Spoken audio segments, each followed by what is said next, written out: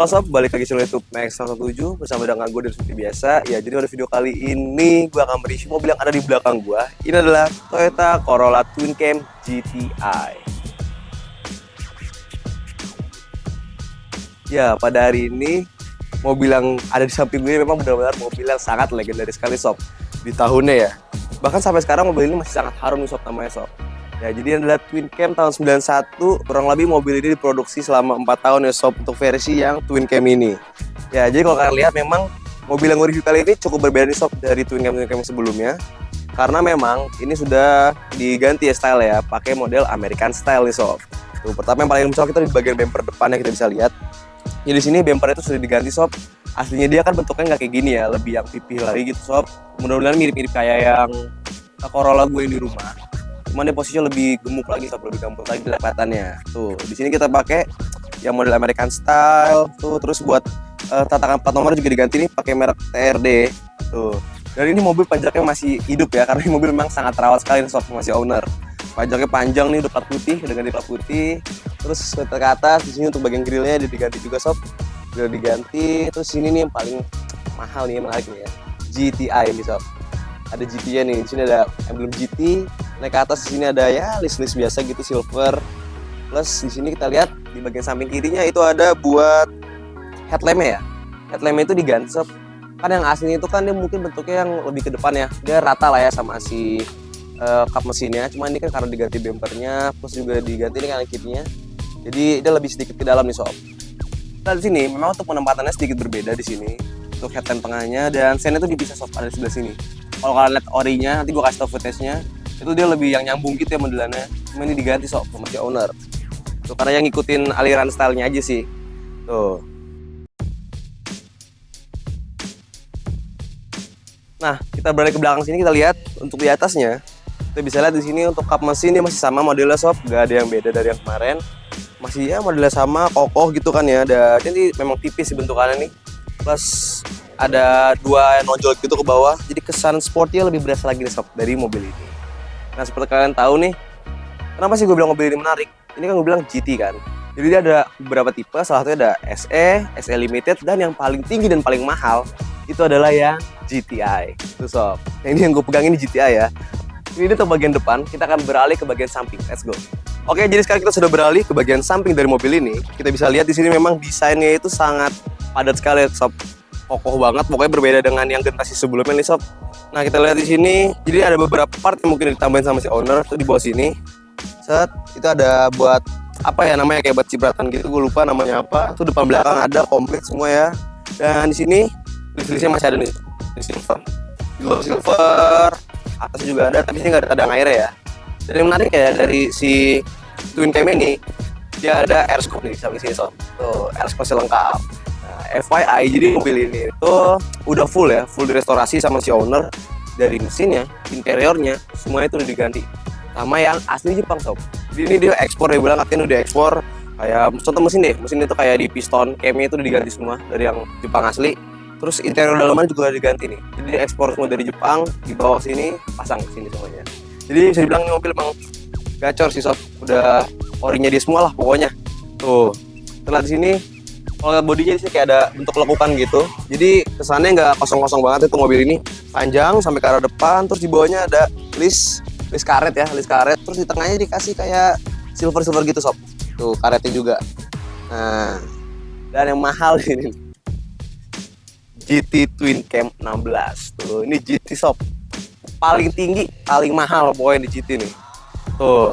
Nah, kita lihat ke bawah, di sini ada profil bannya. Kita lihat di sini dia pakai pelek Avanti Racing, terus ban itu dia pakai yang belakang Bridgestone dengan 185 per 65 ring 15 nih sob. Tuh peleknya pakai Avanti Racing. Ya itu dia untuk bagian eksterior samping dari mobil ini. Kita akan geser ke bagian belakang. Let's go. Oke, sekarang kita sudah beralih ke bagian belakang dari mobil ini. Kita bisa lihat di sini memang tampilannya itu nggak ada yang lancip-lancip atau gimana ya sob. Di sini bikin simple banget nih sama si Toyota ya. Pokoknya untuk kap mesinnya, kap bagasi belakang dia bikin kayak gini. Pendek lah ya, nggak panjang-panjang banget, rata. Pokoknya tuh dia bikinnya. Terus ada kayak lengkukan dikit sini nih. Ada lengkukan sedikit ke arah dalam tuh kan, untuk memudahkan kita buat buka bagasi lah sob. Tuh, lampunya di sini masih pakai model lama nih, kaca ya. Tuh, kaca semua. Ini ada emblemnya nih Corolla Sprinter. Wih, kacau nih sob. Ini nih ada emblem GT-nya lagi. Terus untuk plat nomornya ditaruh di tengah sob. Tuh, diganti ya, taruh di tengah sama si owner. Knalpot juga udah ganti ini sama si owner, dia make Fujitsubo. Dia kenapa pakai Fujitsubo ya sob? Kita boleh coba lihat bagasinya. Oke, kita buka di sini.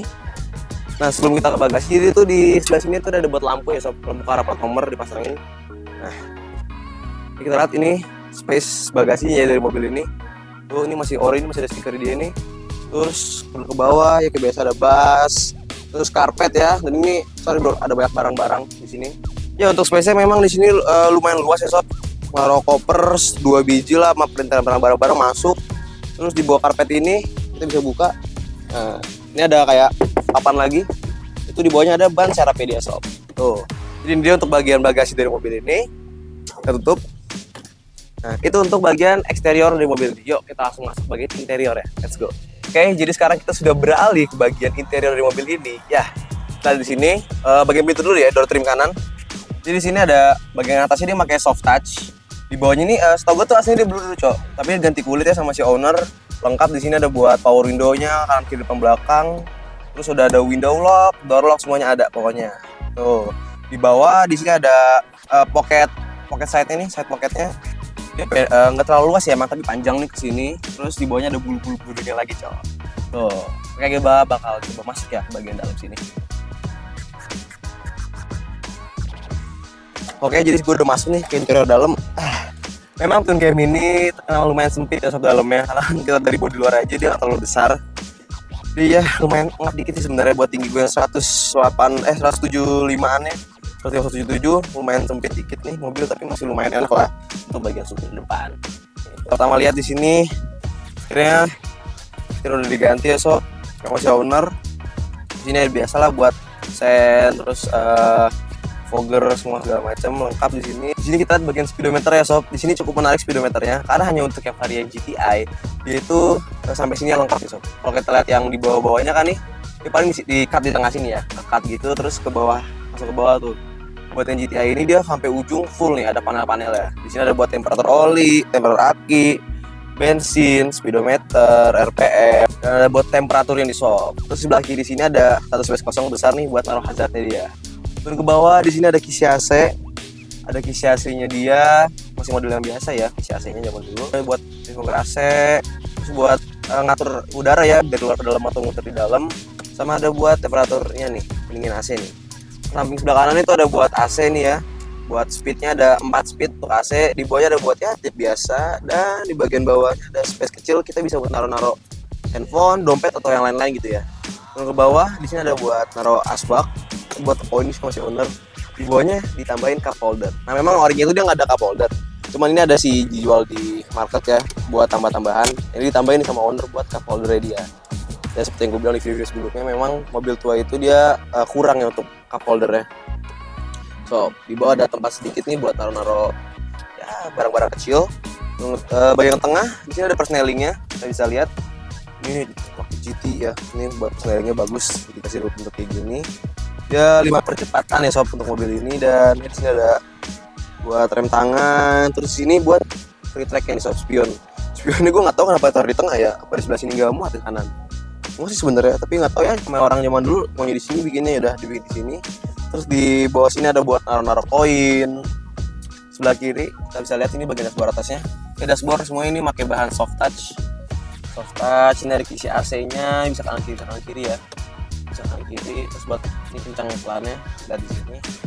Bawahnya ada buat penyimpanan kabin, di sini lumayan luas penyimpanan kabinnya. Di bawahnya lagi ada kayak tempat nih buat naruh barang juga nih sob. Lebih banyak lah buat penyimpanannya sob.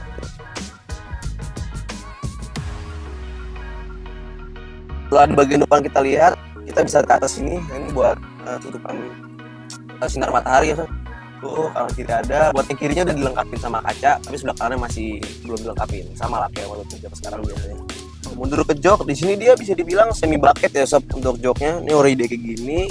Terus ini enak nih karena disupport kanan kiri nih ada yang keluar lagi gitu. Jadi lumayan enak nih posisi joknya ya. Karena memang kalau buat posisi berkendara bisa gue bilang di sini rada sedikit tenggelam nih sob buat pengendaranya ya. Jadi dashboard agak naik, terus bangkunya rada ngedut ke dalam nih, ke bawah.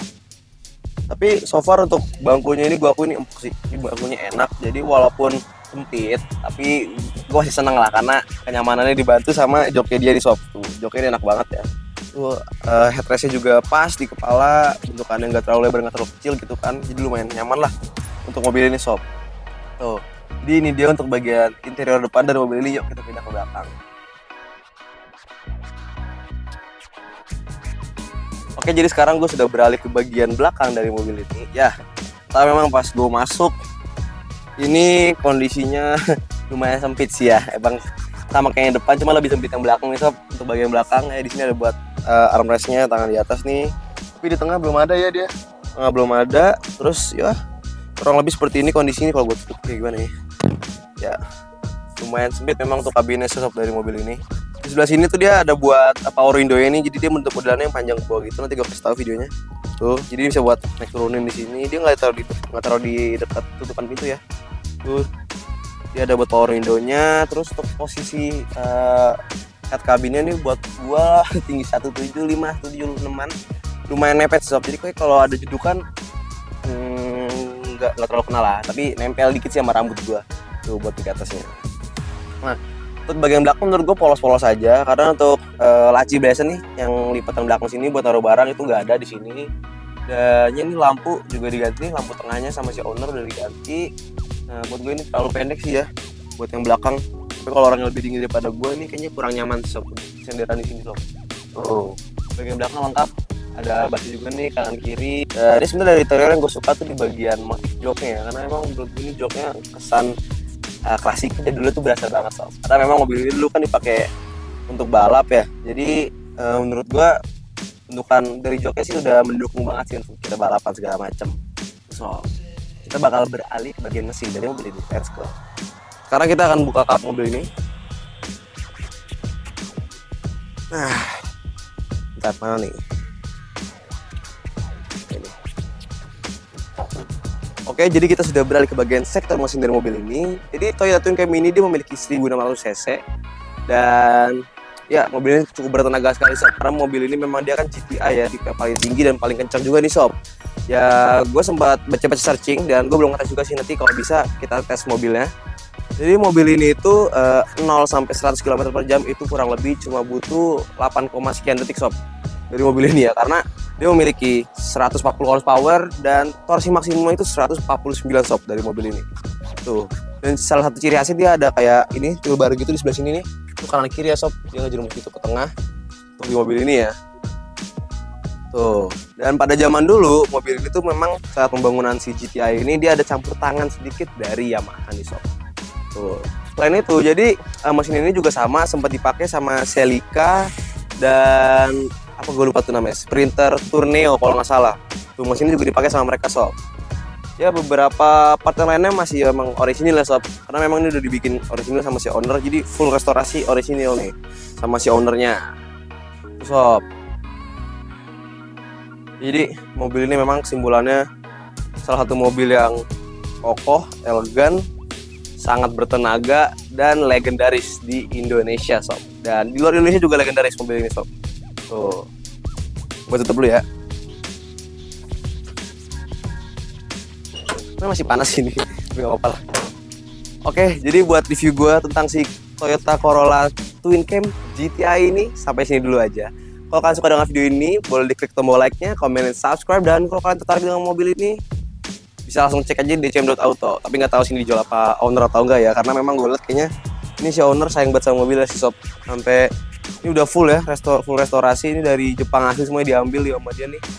Pokoknya restorasi dari Jepang, full semuanya di expo, reboxing dipasangin semua di mobil ini. Oke, buat kalian yang sebelumnya mungkin pernah pakai mobil ini atau sampai sekarang pernah pakai mobil ini juga, boleh dong tukar keluh kesahnya gimana sih rasanya ngerawat dan memanjain mobil ini. Oke, gue Daryl, see you next time video gue selanjutnya. Bye bye.